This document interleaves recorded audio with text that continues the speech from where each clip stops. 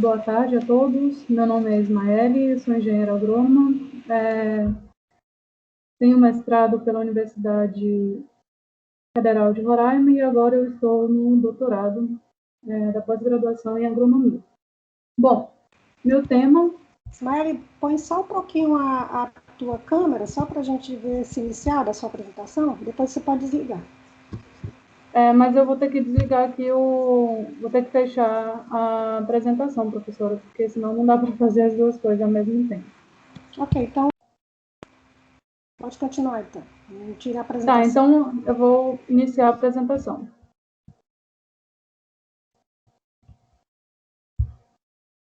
Então, a minha apresentação tem como tema sequenciamento de DNA, tecnologia nanopore e identificação de organismos.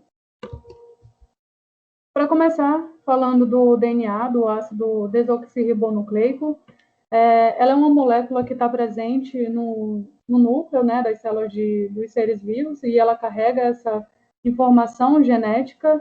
Ela é constituída por uma fita dupla, que é conhecida como dupla hélice, que é composta por nucleotídeos, que são adenina, guanina, citosina e a timina. Bom, a sequência desses nucleotídeos é que vai determinar a informação genética necessária para o funcionamento do organismo e essas informações para as propriedades hereditárias e bioquímicas da vida. É através dela que é possível a gente compreender a construção e a estrutura das células dos organismos. Bom, os primeiros estudos de sequenciamento, eles contribuíram para as tecnologias atuais, como o sequenciamento de primeira geração, que é a análise individual de fragmentos de DNA. Ele ficou conhecido como, inicialmente, sendo um método manual, só que era caro, e depois de alguns estudos passou para um método automatizado, que foi mais rápido. E então, depois de algum tempo, surgiu a tecnologia de sequenciamento da nova geração, que é também conhecida como tecnologia da segunda geração. Essa tecnologia, ela contribui para o desenvolvimento da pesquisa do genoma completo. Ela faz análise de milhões de modelos de DNA e também de RNA de forma paralela. E esse sequenciamento de segunda geração de várias plataformas, possui várias plataformas diferentes, né, que foi desenvolvido para a empresa para se tornar a pesquisa mais acessível, como os métodos de pirossequenciamento ou plataforma Illumina, que usam esse método de sequenciamento por síntese SBS.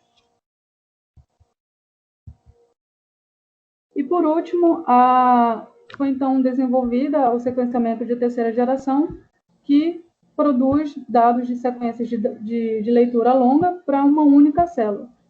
Esse sequenciamento ele inclui dispositivos do Pacific Bioscience e a PacBio, que usam tecnologias de uma única molécula em tempo real, e os da Oxford Nanopore Technology, a ONT, que usam a tecnologia Nanopore.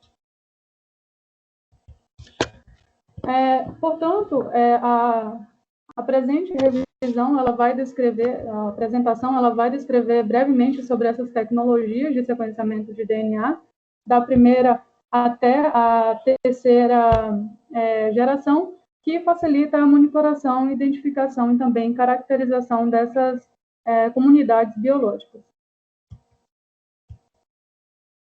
Bom, para começar, um breve histórico de como aconteceu. A pesquisa sobre a estrutura do DNA ela já tem sido realizada há algum tempo, né, começando pelo ano de 1953, da descoberta da estrutura do DNA. Em 1970, Way abordou os métodos de extensão de prime, e em 1977, o método de sequenciamento do Gilbert ele foi desenvolvido pela primeira vez com a base na modificação química, e diante disso ficou conhecido como o sequenciamento de primeira geração. No mesmo ano, em 1977, Sanger baseou um outro método de sequenciamento, que foi o método manual. Anos depois, ele conseguiu, então, em 1987, desenvolver o método automatizado. Bom, como vocês podem ver, de 1996 a 1998, outros métodos foram desenvolvidos. Então, a partir daí ficou conhecido o método de primeira geração. O sequenciamento de segunda geração ele foi introduzido no ano de 2000. Ele envolveu alguns sistemas de plataforma, como o pirossequamento do Roche 454, o Solexa e o Illumina. Bom, em meados de 2010, esse sequenciamento de terceira geração ele foi mais um avanço, né? Ele introduziu algumas tecnologias, com o sequenciamento de semicondutores, o SMRT e o Eliscope e, por último, o Nanopore. Bom, o sequenciamento de primeira geração. Watson e Crick, eles descobriram a estrutura, né, tridimensional do DNA, contribuindo para essas estruturas, conceitual para a replicação do DNA e também proteínas codificadoras em ácido nucleico. E então, algum tempo depois, o Gilbert ele teve a capacidade o Gilbert e também alguns colaboradores permitiram determinar a sequência de nucleotídeos de DNA. E como é que funciona, como é que é essa metodologia, como é que funciona? A gente pode ver nessa imagem onde ocorre o sequenciamento de DNA, após isso a desnaturação e depois a adição desse fosfato radioativo nessas extremidades, e então ocorre a separação dessa dupla fita do DNA. Em seguida, esse DNA ele é colocado em 4 tubos, onde ocorre essa clivagem através de alguns compostos químicos. Então, para identificar essa sequência, esse produto ele é aplicado nessas 4 reações e, em seguida, é feita a leitura em gel. No esquema B, a gente mostra o último nucleotídeo de cada um desses fragmentos que está no gel. Na letra C, corresponde à sequência dos nucleotídeos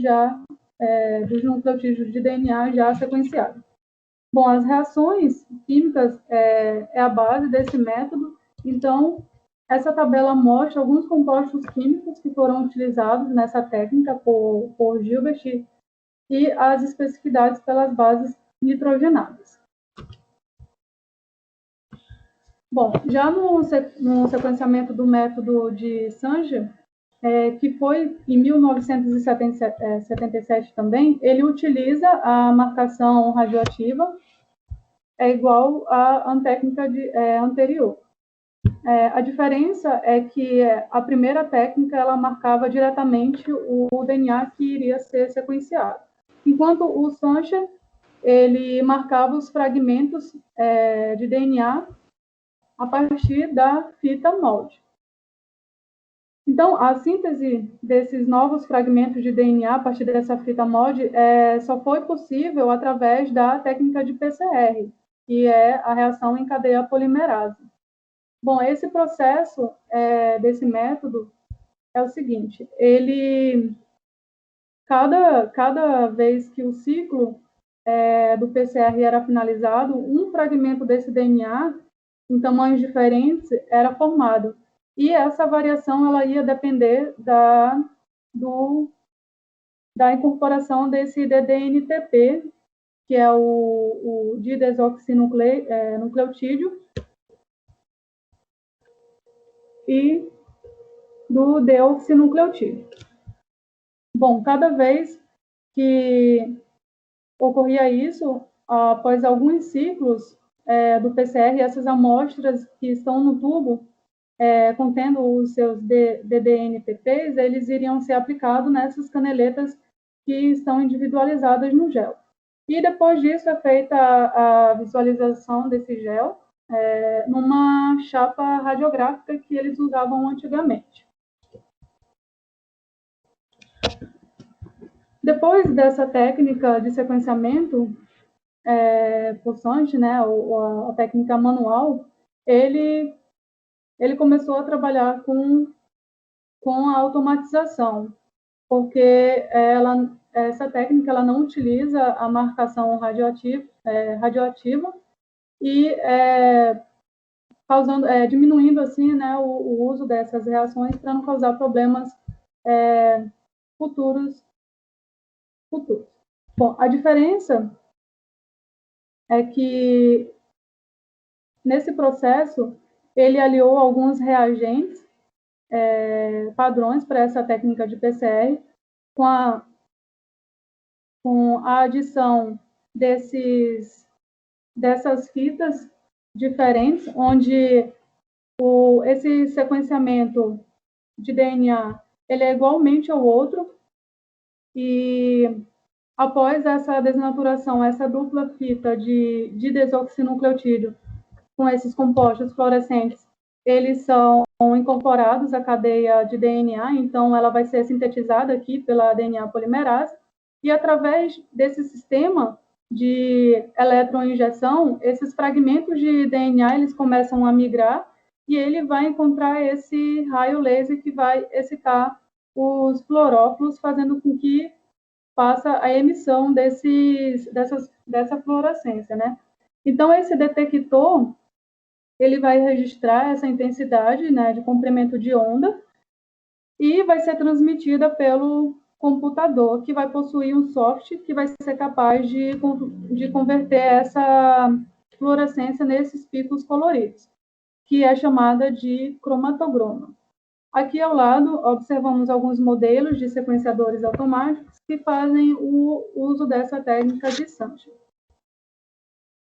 Bom, depois de alguns métodos que surgiu, né, na primeira geração, houve um avanço considerável que foi o sequenciamento de segunda geração. Esse sequenciamento também é conhecido como nova geração, onde o Roche foi a primeira empresa a desenvolver essa tecnologia de pirossequenciamento.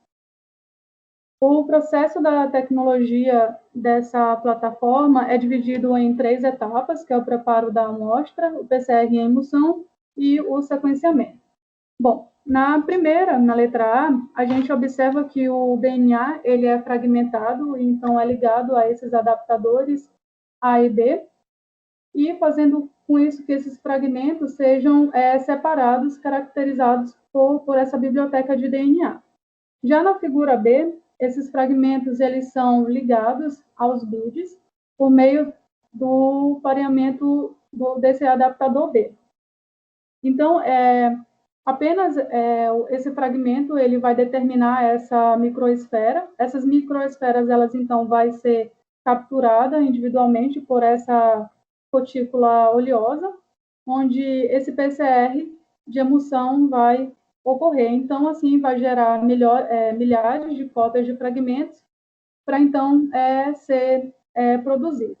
Já na letra C vai ocorrer o sequenciamento, onde essas microesferas ligadas a essa sequência de fitas simples, elas vão ser capturadas individualmente. Em seguida, elas são fornecidos os reagentes de pirossequenciamento e cada nucleotídeo incorporado em cada poço dessa placa de sequenciamento vai ser liberado o pirofosfato, que então vai ser convertido em luz e depois vai ser registrado nessa forma de pirograma. E depois disso passa por um processo de decodificação em um software que vai resultar na sequência dos nucleotídeos. Aqui, uma outra técnica muito importante é o sequenciamento Illumina, a imagem de um modelo de um sequenciador que faz o uso dessa técnica. O sequenciador Illumina, ele é diferente do anterior, do Roche 454. Ele adota algumas tecnologias de sequenciamento usando o nucleotídeo de terminação. E como acontece isso? Como é o princípio dessa metodologia? Na letra A, observamos a fragmentação do DNA, que vai ser sequenciado. Depois, essa seleção desses fragmentos em tamanhos iguais vai ocorrer a ligação desses adaptadores. Na letra B, esses fragmentos eles são colocados em uma plataforma que vai conter esses adaptadores, e então esses fragmentos vão se ligar a essa plataforma. Na letra C, vai ocorrer a incorporação desses nucleotídeos com fluorescência, que vai até a extensão para ser amplificado. Já na letra B, vai ocorrer a formação da ponte, onde os dois adaptadores que estão presos na placa vai ter o terminal ligado, tanto em cima quanto embaixo vai ter os terminais livres. E na letra F, os adaptadores... o letra E vai ocorrer, então, a desnaturação. Depois da desnaturação, esses adaptadores vão estar livres e vai se ligar a esses adaptadores complementares, que vai iniciar um outro ciclo. Então, vai ocorrer, então, a formação desse agrupamento, onde vai conter milhões de cópias desse mesmo fragmento. Já na letra H, são adicionados 4 tipos de desonucleotídeos, que contêm o fluoróforos, junto com uma enzima de DNA polimerase. Então, vai começar o sequenciamento. No caso, acabou a fase de amplificação. Na letra I e J, ele vai adicionar os nucleotídeos, uma U, para fazer a leitura de luz. Na K, após sucessivos ciclos que já ocorreu a incorporação desse didesonucleotídeos, haverá, então, a incidência de raio lasers e também a emissão de luz para o registro dessa imagem. E, por fim, a letra L, serão registradas as imagens para determinar essas sequências. Bom, agora, após a plataforma Illumina, entrou agora a plataforma Solid, na segunda geração também. O princípio dessa técnica são 5 etapas, na verdade. Na primeira, temos a ligação da sonda, que contém um dinucleotídeo, o AT, que está no complexo pelo DNA sequenciado, que é essa de cor cinza. E tem um adaptador, que é o P1, que é de cor laranja, e o bit, que é a microesfera amarela. Como é que funciona isso? Esse adaptador ele funciona como molde para a hibridização desse prime, que está na cor azul. Em seguida, ocorre a excitação do fluoróforo, que emite essa fluorescência. Então, essa fluorescência ela vai ser registrada e depois vai ser convertida pela utilização de alguns softwares. Na letra C, temos a clivagem do fluorômetro, que vai liberar 3 bases universais e também juntamente com o fluorômetro, né? Então, depois disso, esse passo ele vai ser repetido várias vezes até que esse DNA ele seja coberto pelos dinucleotídeos. Bom, em sequência, esse DNA de fita dupla ele vai ser desnaturado, então vai iniciar a etapa de sequenciamento com o oligo N1. Então, esse processo ele vai ser repetido para as etapas 3, 4 e 5. 2, 3 e 4. Então, após essas 5 etapas, a gente tem um resultado no sistema de cores que vai representar a informação da extensão do DNA. Aqui, alguns aparelhos que na verdade são da plataforma Solid. Tem o Solid 3, o Solid 4 e o Solid 5, 5500XL.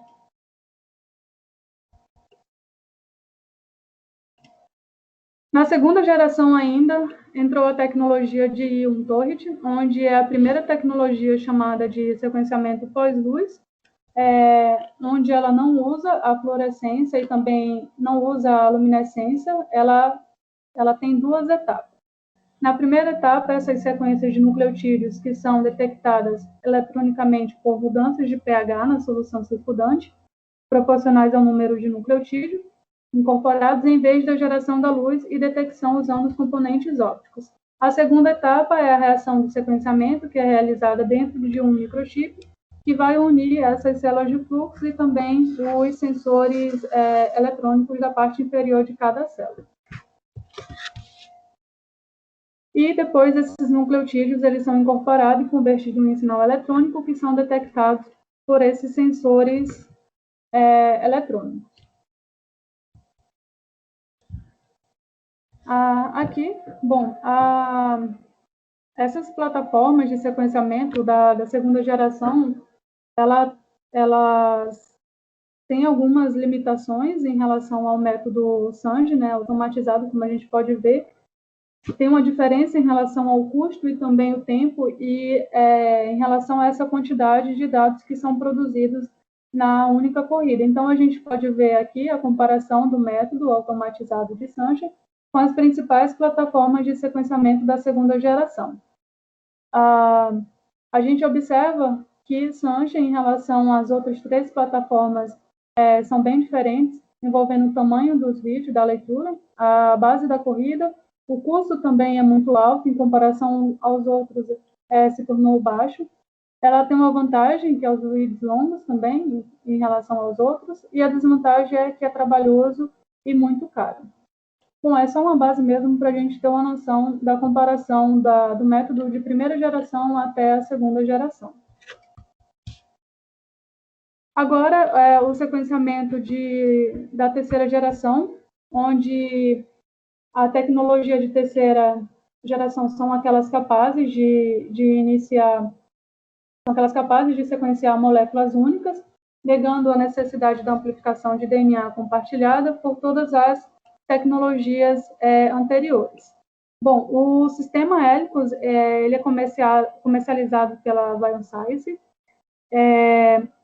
A Helicos ela não tem, como está escrito, né, ela não tem essas etapas de amplificações, e como a gente pode ver na imagem, como ocorre esse processo. O DNA ele é quebrado por nebulização, e então esses fragmentos eles são desnaturados. Em seguida, ocorre a adição da fluorescente da poli-A, que é adicionada para imobilizar esse DNA, que é marcado por esse poli-T. Esses marcadores fluorescentes, eles são, então, localizados por um detector, que é, então, clivados e depois removidos. Em seguida, aqui, esses DNTP fluorescentes, eles são adicionados um a um, e a emissão de luz, então, vai ser gerada aqui quando o DNA polimerase incorporar nesse DNTP fluorescente, que, então, depois vai ocorrer a clivagem e depois a marcação desse fluorescente. E, então, essa reação ela é realizada por bilhões de reações de células e depois essas leituras são montadas a partir de ferramentas de bioinformática. Outro sequenciamento da terceira geração é o sequenciamento em tempo real de molécula única, a SMRT. Ela foi lançada pela Pacific Biosciences em 2011. Esse processo da técnica ela ocorre com um DNA também, quebrando a nebulização. Ela usa alguns adaptadores para gerar esse DNA. Em seguida, esse DNTP e alguns grupos desses fosfatos fluorescentes, eles são adicionados pela DNA polimerase, e então vai ocorrer a clivagem.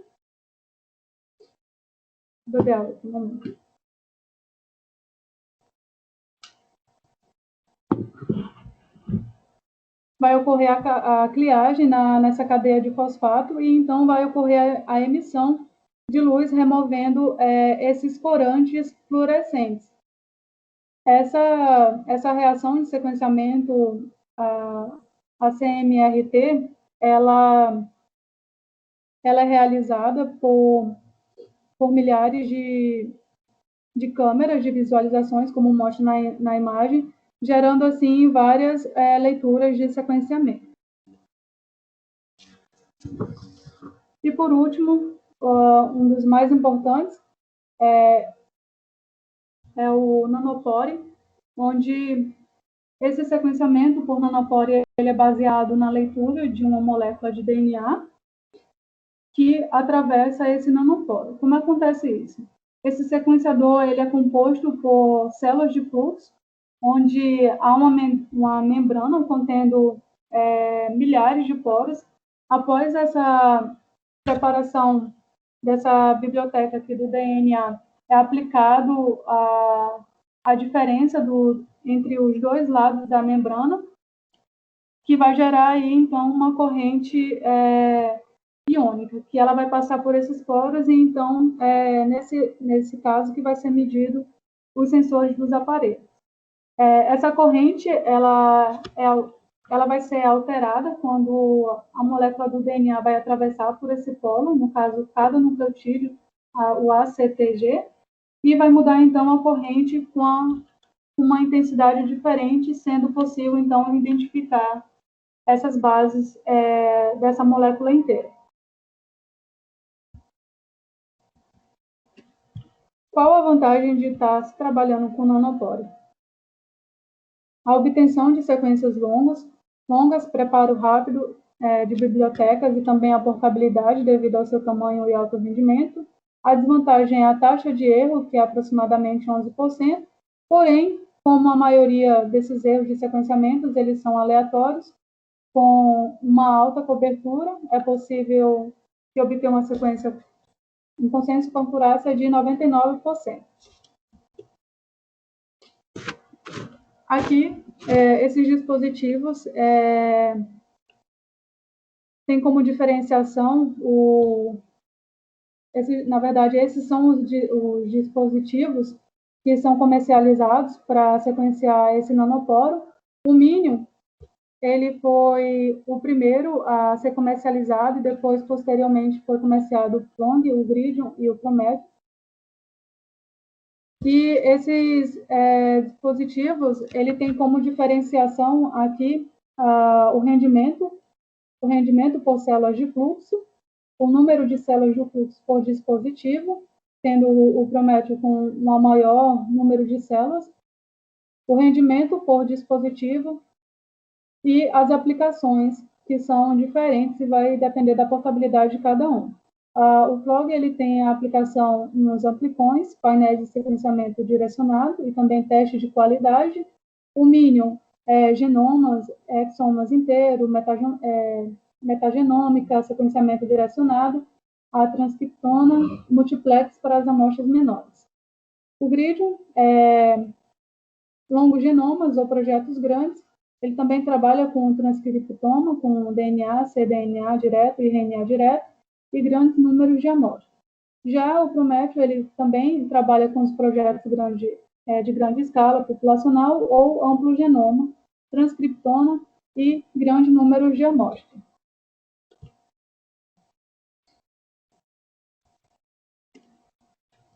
Bom, e a Oxford também ela desenvolveu um dispositivo ainda menor, que é o SMIT-1, que é o sequenciador de DNA portátil.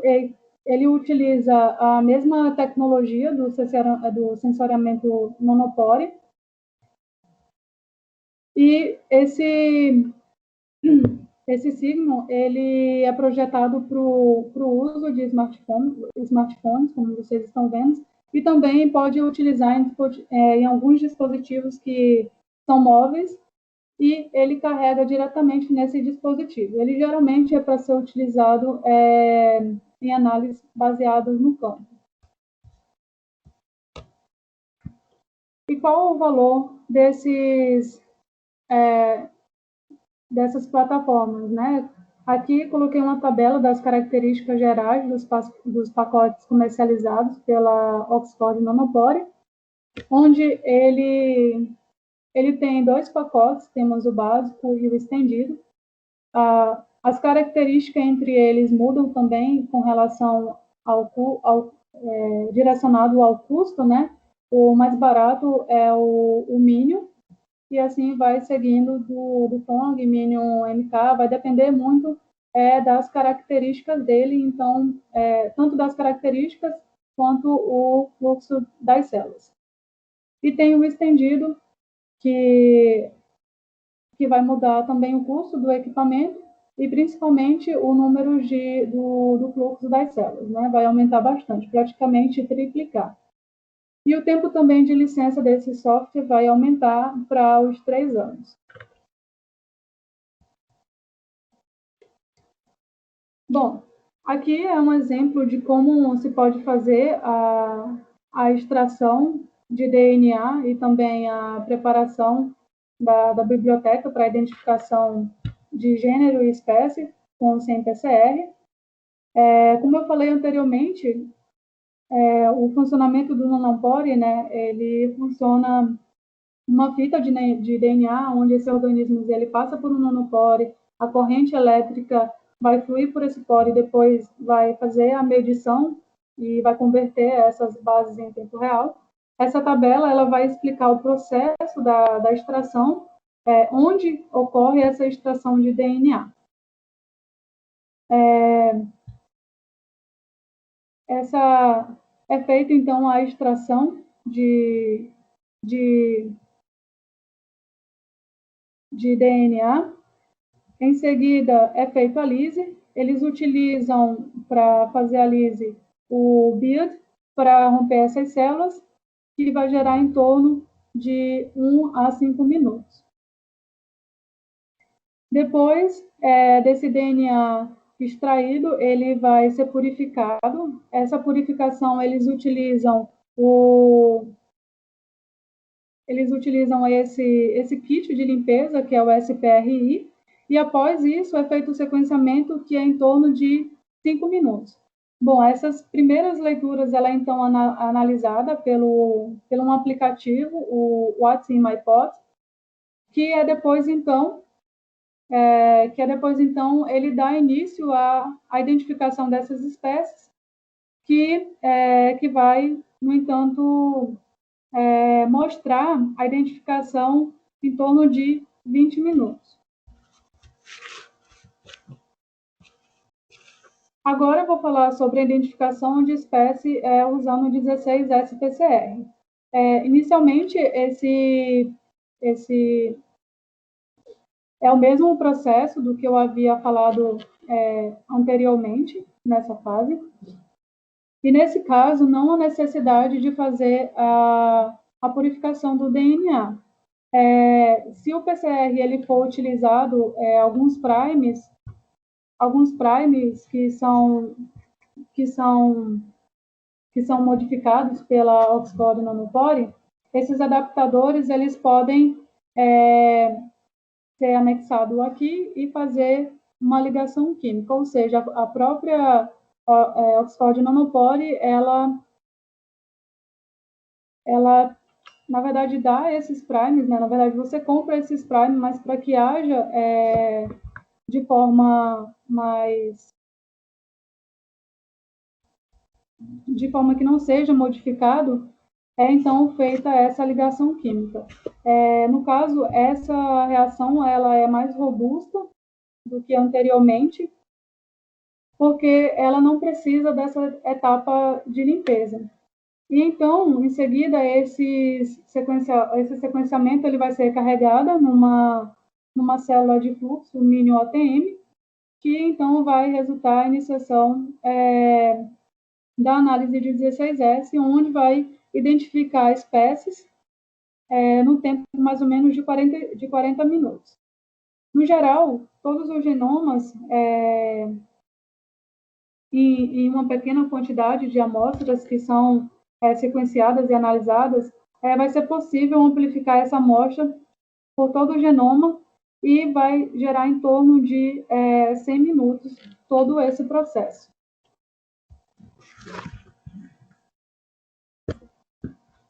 Agora, as principais desenvolvimentos da aplicação do ONT para as plantas. Eu peguei um artigo onde fala da sequência do Oxford Nanopore, as novas oportunidades em genômica em plantas. Esse trabalho é de Don Scott, de 2020. Ele mostra várias espécies que são sequenciadas utilizando essa plataforma da Oxford Nanopore. Temos aqui várias espécies variáveis, no caso temos a erva cidreira, a lentilha d'água, a teca, o arroz e o tamanho também do genoma que já foi trabalhado, as tecnologias que foram correlacionadas com ela, o montador e as referências dos trabalhos. É só para a gente realmente ter uma base se já houve muitos trabalhos com relação a essa técnica.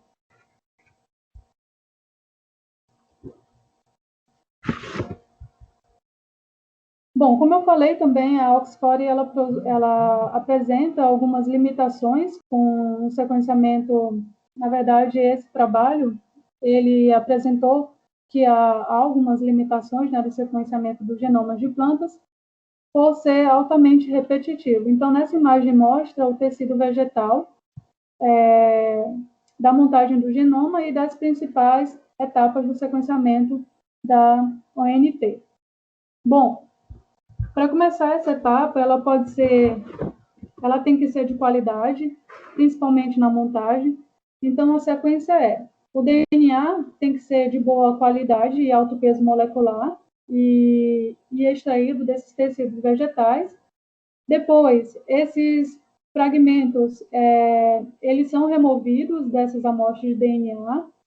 Eles são, na verdade, fragmentos de vários quilobases que são carregados por essa célula de fluxo de nanopore. Conforme o fragmento de DNA é puxado através desses poros, e esses sensores eles vão detectar mudanças em relação a essa corrente iônica que vai corresponder aqui aos nucleotídeos. A corrente iônica, ela é a chamada base para a sequência desses nucleotídeos e pode incluir também a metilação. Essas ferramentas, então, computacionais são usadas para montar essas sequências de longa leitura e as ferramentas computacionais elas são usadas também para polir a montagem e corrigir o erro de pequena escala.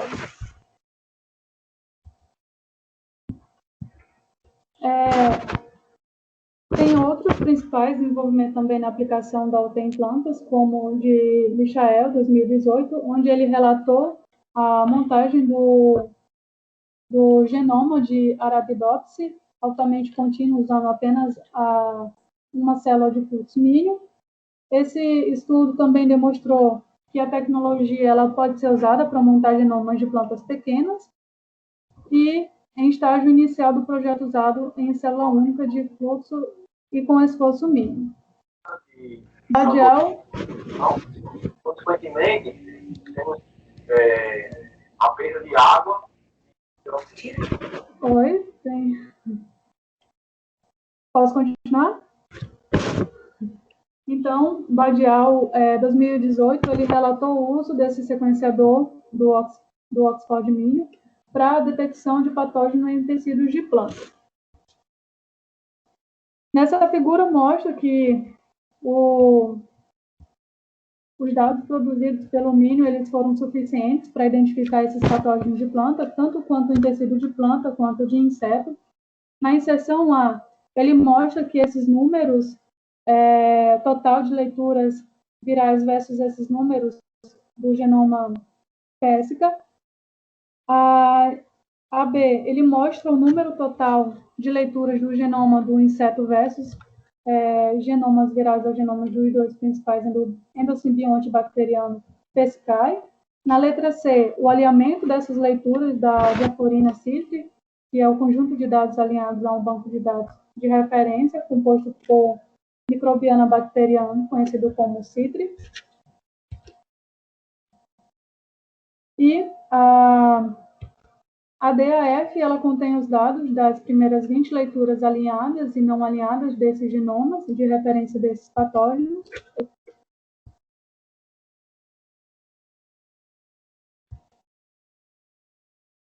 E na letra G, aí, ele mostra a profundidade da cobertura do genoma produzido por esses alinhamentos de todo o genoma de referência dos patógenos testados.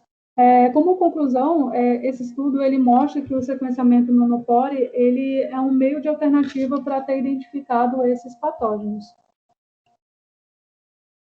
Conclusões, o desenvolvimento nas tecnologias de sequenciamento possibilitou um grande salto para a pesquisa. O sequenciamento de segunda geração ele permite obter grande quantidade de informações de sequência em curto período e analisá-las usando várias ferramentas de bioinformática. No entanto, devido ao limite da sequência de leitura curta do sequenciamento da segunda geração, tornou-se difícil analisar os genomas de novas espécies, e o desenvolvimento do sequenciamento de terceira geração, que produz uma sequência mais longa, superou as limitações. Usar os recursos de várias plataformas de múltiplas gerações de sequenciamento permite que a tecnologia seja aplicada a diferentes campos. O dispositivo comercializado para sequenciar por nanopóros, o Minion, ele fornece benefícios para os estudos atuais. Sua portabilidade, comprimento de leitura e também recursos de chamadas de base em tempo real possibilitou uma nova ferramenta de diagnóstico rápido e essencial para descobertas de novos genomas. Minhas referências e obrigada.